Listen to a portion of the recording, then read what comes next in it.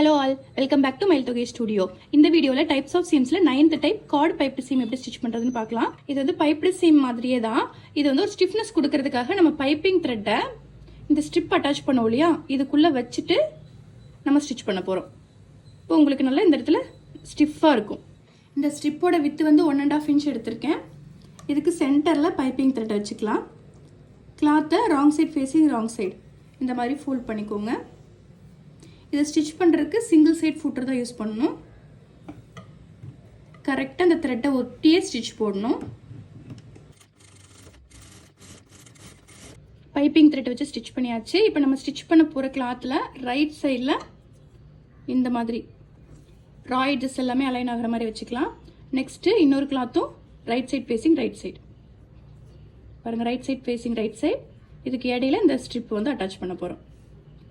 இது ஸ்டிச் பண்ணும்போது நல்லா இந்த பைப்பிங் கார்டை ஒட்டியே ஸ்டிச் போடணும். கம்ப்ளீட் பண்ணியாச்சு. இது ராங் சைட், இது ரைட் சைட். பார்க்குறதுக்கு பைப்டு சீம் மாதிரியே இருக்கும். உள்ளே வந்து நம்ம பைப்பிங் த்ரெட் கொடுத்து ஸ்டிச் பண்ணியிருக்கிறதுனால எக்ஸ்ட்ரா ஸ்டிஃப்னஸ் கிடைக்கும். இது வந்து பிரின்சஸ் கட் ப்ளவுஸில் யூஸ் பண்ணலாம்.